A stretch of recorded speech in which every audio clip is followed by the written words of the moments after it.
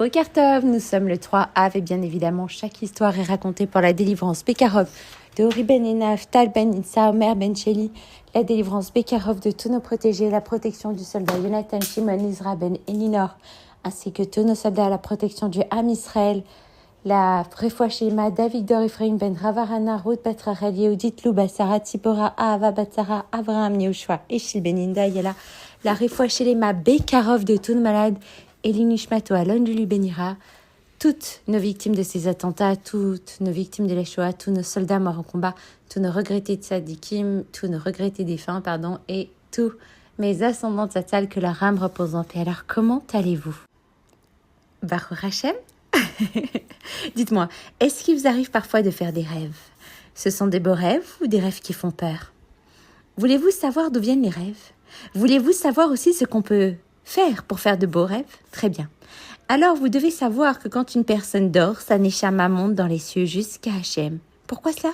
Car la neshama est fatiguée par une journée entière d'efforts et elle a besoin qu'Hachem régénère ses forces pour un nouveau jour. Oui, la neshama est comme une pile qu'il faut recharger. Et qui la recharge? Hachem, exactement. Puis le matin, Hachem nous prodigue l'immense bonté de nous rendre notre neshama rechargée de nouvelles forces. C'est pourquoi nous le remercions en lui disant: Modé ou moda ani lefanecha melecha evekayam she'e ezarta binishmati beemla rabba emunatecha. Je te rends grâce, roi vivant et immuable, de m'avoir rendu mon âme avec bienveillance. Grande est ta fidélité.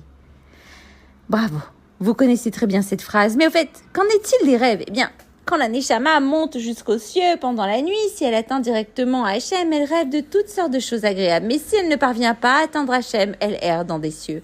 Et elle rêve de toutes sortes de choses étranges et effrayantes. Alors, comment faire de beaux rêves? Écoutez bien ce grand secret. Pour que la neshama monte directement vers Hachem, se régénère et fasse de beaux rêves, il faut réciter Kriyat Shema Shel Amita avant de s'endormir. Si on récite cette prière avec la plus grande concentration, on fera de beaux rêves. Et même si parfois il nous arrive de rêver de choses déplaisantes, ce n'est pas la peine d'y prêter attention dans la mesure où nous avons récité Kriyat Shema. Alors, pour ceux qui ne font pas Kriyat Shema, qu'à partir de ce soir, Be'ezrat Hashem, ils se mettent à réciter avec concentration. Et vous ferez de beaux rêves. Maintenant, je vais vous raconter l'histoire d'un sage qui a fait un certain rêve. Vous êtes prêts? Très bien, alors commençons. Il y a de nombreuses années vivait un grand sage nommé Rabbi Maimon. Il chérissait la Sainte Torah. Il passait le plus clair de son temps à étudier et ne sentait même pas ce qui se passait autour de lui, tant il était absorbé par son étude. Son attachement à la Torah était tellement fort qu'il s'est dit que ce n'était pas la peine qu'il se marie. En effet, quand on se marie, après on a des enfants, il faut s'occuper d'eux et cela peut être dérangeant pour étudier la Torah. Une nuit, il lui est arrivé quelque chose d'étrange à Rabbi Maimon. Il a lu Kriyat Shema Shel Amita dans sa totalité, bien évidemment, avec une grande concentration et est allé dormir. Au milieu de la nuit, un homme qu'il ne connaissait pas du tout lui est apparu en rêve et lui a dit « Rends-toi dans la ville la plus proche et marie-toi avec la fille du boucher. » Le matin, quand Rabbi Maimon s'est réveillé, il s'est souvenu du rêve et s'est dit « Ce rêve ne veut probablement rien dire. » Mais la nuit suivante, le même homme lui est apparu à nouveau en rêve et lui a dit « Rends-toi dans la ville la plus proche et marie-toi avec la fille du boucher. » Ainsi, chaque nuit, Rabbi Maimon faisait exactement le même rêve jusqu'à ce qu'il décide de le prendre au sérieux. Il s'est donc rendu dans la ville la plus proche et a épousé la fille du boucher. Quelques mois plus tard, le foyer a été béni de la naissance d'un garçon, mais tout de suite après avoir donné naissance à l'enfant, la femme du Rabbi Maimon est décédée. Le pauvre Rabbi Maimon, il venait de se marier, d'avoir un enfant, et voilà que sa femme était décédée. Il a nommé son fils Moshe. Le petit Moshe a grandi et est allé au Talmud Torah comme tous les enfants de son âge. En fait, il aurait pu être un très bon élève, mais le problème était qu'il n'avait pas envie d'étudier. Comme certains enfants aujourd'hui qui disent « Je n'ai pas la force d'étudier, j'ai la flemme, je n'ai pas envie. » Oui, on les connaît ces petites phrases, hein, les enfants qui écoutaient cette histoire. Rabbi Maimon était si peiné de cela qu'un jour, du fond de sa détresse, il lui a dit « Tu te comportes comme un fils de boucher !» Le petit Moshe en a été offensé. Mais que pouvait-il faire ? D'après vous, que peut-on dire à un enfant qui n'a pas la force d'étudier?